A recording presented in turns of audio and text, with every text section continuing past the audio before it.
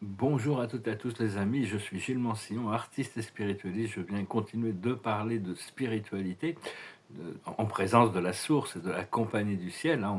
On est en train de se préparer, là, il y a quelques jours avant cette pleine lune qui sont très puissants. Je suis un peu convalescent, j'ai dû passer la journée au lit hier. Donc, ouais, c'était une sorte d'accélération de mon procédé pour rentrer dans cette cinquième dimension. C'est juste plus qu'une question de quelques jours, semaines peut-être. Et donc, je vais discuter de quelques idées. Prenez ce qui résonne avec vous. Et c'est parce que bon, on doit avoir le premier désir que l'on doit avoir, c'est qu'est-ce qu'on peut faire pour rendre Dieu, pour satisfaire Dieu, hein. Qu'est-ce que Dieu attend de nous, hein. C'est vraiment important et d'accepter cette unité avec la source. Pour entrer dans la cinquième dimension, c'est l'unité avec la source. Et donc, donc d'être conscient à tout moment que cette source est déjà unifiée avec nous. Et donc c'est la volonté de Dieu que l'on soit incarné ici dans un corps physique, dans ce moment sur Terre, même si ça peut des fois être, ça peut être difficile parce on a choisi de s'incarner dans cette forme humaine pour assister l'humanité. Et,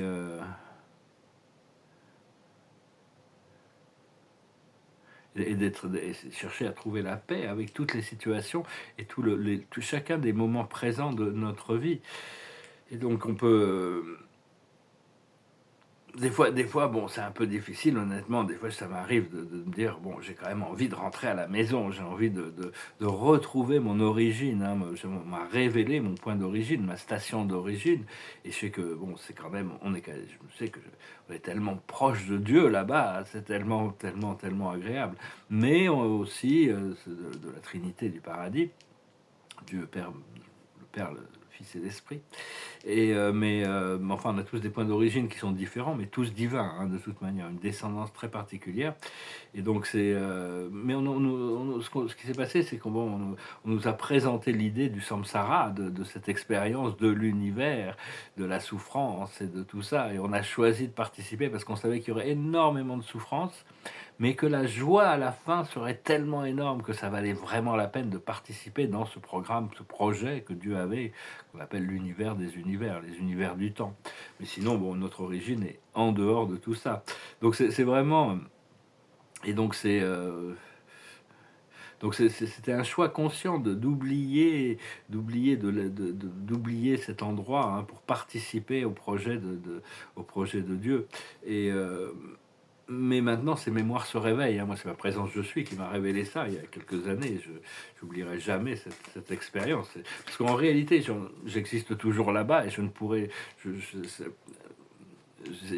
peux pas ne plus exister dans ma phase originelle. C'est qu'il y a juste une partie de moi qui est partie pour recevoir cette expérience dans l'univers. Donc c'est important de continuer à demander à notre esprit, demander à votre divinité de vous révéler les choses qui sont importantes, les choses qui...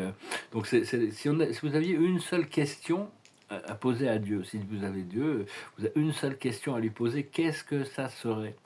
Qu'est-ce que ça serait? C'est une question, si vous laissez un commentaire. Je vous remercie, hein, je vous remercie de ne pas oublier de souscrire, de partager, merci pour vos commentaires et pour vos likes. Je vous remercie pour vos dons. Et si personnellement, bon, ça serait vraiment comment puis-je servir aujourd'hui? Ça serait une bonne question. Mais bon, c'est les jours où c'est un peu plus difficile. C'est la question, c'est est-ce que tu peux me ramener avec toi? Est-ce que tu peux m'emmener pour que je puisse être avec toi de manière beaucoup plus permanente? Et une autre question qui pourrait être intéressante, c'est qu'est-ce que tu voudrais que je sache? Quelle est l'information que j'ai besoin aujourd'hui? Et donc, parce que Dieu ne s'imposera jamais, hein. Il proposera toujours si quand on est ouvert. Donc, parce qu'on est là vraiment pour transformer le monde depuis l'intérieur. C'est ce qui est vraiment le plus puissant, en termes de cette maîtrise de soi, en suivant la guidance intérieure. Donc, je tire quelques cartes. Le, la carte de la journée, l'observateur, c'est que la vérité soit, hein, la vérité, cette vérité intérieure, cette divine, on a tous une vérité divine, une lumière divine à l'intérieur de nous, et c'est ce que on a besoin de manifester de plus en plus. La sagesse, c'est la connaissance profonde. On reçoit toutes sortes d'informations. Il faut vraiment faut pas en prendre au sérieux tout ce qui vient de notre intuition, tout ce qui vient de la guidance. Ce qu'il faut faire, c'est la confiance. là, c'est ce retour d'une énorme confiance en moi par rapport, ça y est, ce qui m'est arrivé, c'était vraiment très très dur, mais ça m'a vraiment transformé, ça a accéléré vraiment tout mon procédé. Ce qu'il faut comprendre, ce qu'il faut faire, c'est le vent du changement. J'ai cette chanson, Le vent du changement, qui me passait par la tête, mais bon, je suis pas trop en forme pour le chanter, donc je ne chanterai pas d'aujourd'hui, mais The wind of change blows straight into the face of time, like the storm wind that will ring the freedom bell for peace of mind. Très belle chanson de Scorpion.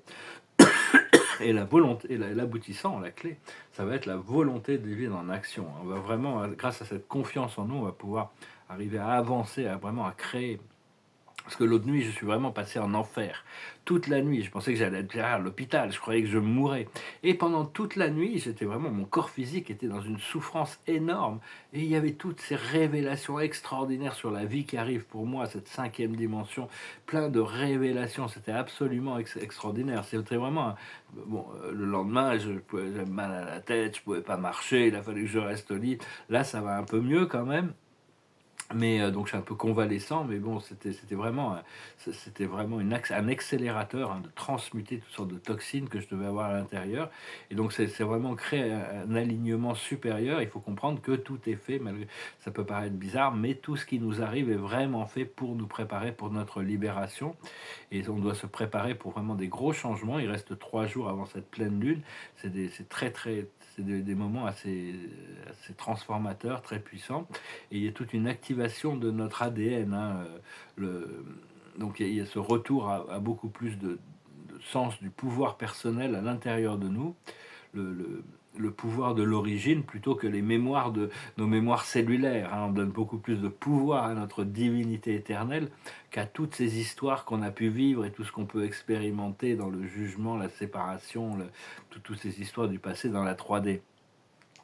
Donc c'est des leçons qui ont été apprises, qui ont été intégrées, hein. Maintenant, on se prépare pour la récolte. Et ça va vraiment être extraordinaire de ressentir la liberté finalement, hein. Et, euh, et donc, on n'a pas besoin d'autre chose que d'être et de trouver la joie et de chercher ce que notre cœur, nos désirs les plus profonds sont pour les réaliser, hein. C'est vraiment, il n'y a pas d'autre grosse responsabilité quand tu viens de suivre la voie divine. Parce que Dieu va s'adapter et va travailler avec tout ce qui se passe dans notre esprit mental, tout ce qui se passe dans l'ego. Dieu va travailler, va faire, et puis bon, il réaligne les choses au fur et à mesure.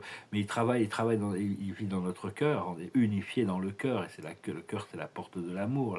L'amour inconditionnel, c'est la seule vérité qui nous connecte à Dieu, et tout le reste, ça fait partie du procédé de développement de la conscience et de la personnalité. Donc c'est vraiment aussi arriver à discerner ces choses dans notre esprit mental qui appartiennent à Dieu. Dieu nous parle à tout le monde. Seulement les gens n'arrivent pas à discerner toujours. Petit à petit, on reçoit télépathiquement aussi des messages de plus en plus. Et donc c'est vraiment comprendre que bon, il y a tout un procédé qui se passe à l'intérieur de notre esprit mental et on n'a plus besoin de se battre contre toutes ces choses anciennes, hein, juste se concentrer sur le nouveau à la place. On doit apprendre à retourner au centre, au centre une fois par heure au minimum, hein, penser à Dieu de plus en plus régulièrement, inclure la présence de Dieu à l'intérieur de la source de cet amour, de cette lumière, de cette sagesse, de plus en plus dans notre expérience pour progressivement fusionner. Et à comprendre que appeler le Créateur, appeler Dieu, c'est pas un outil pour notre évolution ou notre ascension. C'est le corps, c'est le cœur de qui nous sommes réellement, hein. Donc bien sûr, au début, c'est quelque chose qu'on doit faire un effort d'entraîner notre esprit mental à revenir à la source. Mais on va s'apercevoir que c'est vraiment ce qui est le plus essentiel, parce que c'est qui nous sommes. Et donc, il y a tout un procédé de purification qui est nécessaire. Une purification de notre conscience, de notre corps physique, et même au niveau du collectif. Là, on va voir, c'est beaucoup plus lent et c'est un autre niveau, toutes ces révélations qui vont arriver. Enfin, il y a besoin de purification. Comprendre que la douleur est inévitable. On n'a pas le choix, hein. Quand on vit sur Terre, la douleur est inévitable, mais la souffrance n'est pas nécessaire. C'est-à-dire, on n'a pas besoin d'amener cette douleur et de se le répéter des histoires à propos de comprendre et d'analyser et de revivre tout ça tout le temps. On doit laisser partir comme des nuages, hein, qui passent. C'est juste des choses qui ne font que passer. Donc c'est le mental qui s'accroche à une histoire.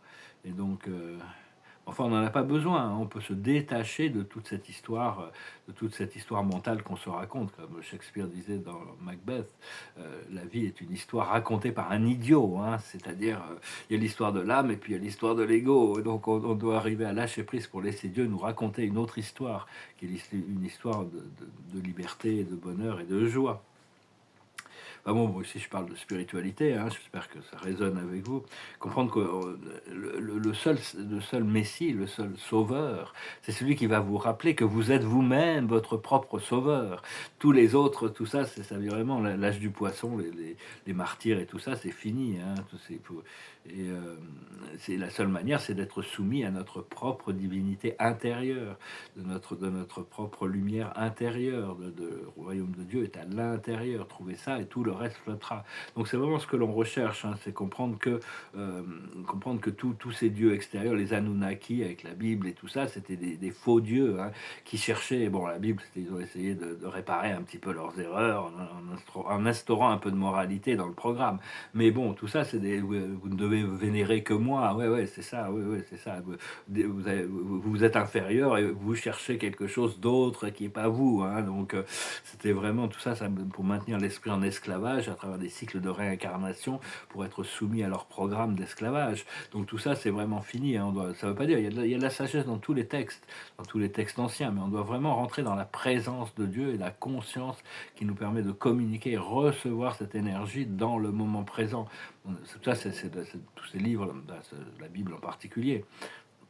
Ouais, il y a beaucoup plus de sagesse dans le Coran, moi, personnellement, je trouve, et dans les évangiles aussi, bien sûr.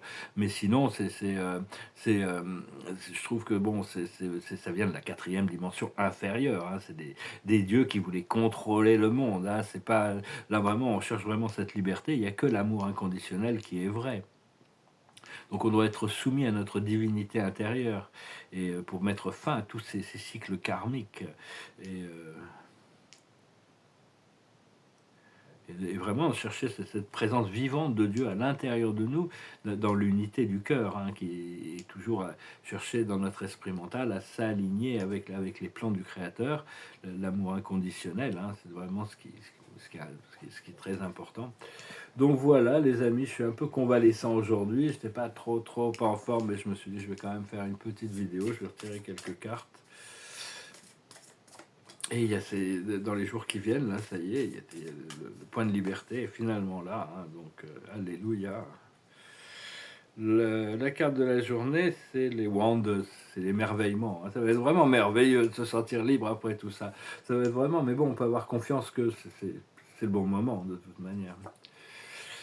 Pour tous ceux qui sont prêts, hein, quand il y a des gens on a tous des cycles individuels, donc c'est beaucoup plus important de se concentrer sur notre programme individuel plutôt que d'attendre que les autres aient fait le programme, que ça vienne de l'extérieur. Ça c'est bien sûr. Bon, il va y avoir cette élévation. Là, toute la terre est élevée, hein, toutes les forces sombres sont expurgées petit à petit. Il y a toutes sortes de révélations et tout ça. Mais enfin, il y a beaucoup de fausses nouvelles aussi. Hein, dans toutes les informations, les médias ne sont pas au service de la lumière. Hein, donc, par contre, ce qu'on reçoit de l'intérieur, c'est quand même très vrai et très puissant. Parce que la sagesse, c'est d'embrasser. Embrasser la vie, c'est-à-dire plutôt que de rentrer en conflit avec les choses, de les embrasser, de les accepter et de les transmuter au fur et à mesure. Et de rester flexible aussi par rapport à ce que l'on reçoit.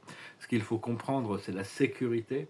Au plus on est connecté avec notre source, au plus on peut remettre les pouvoirs entre les mains de la source, au plus on pourra obtenir de la sécurité. Bien sûr, dans le monde physique et matériel, l'argent apporte la sécurité, mais c'est une sécurité qui est très relative.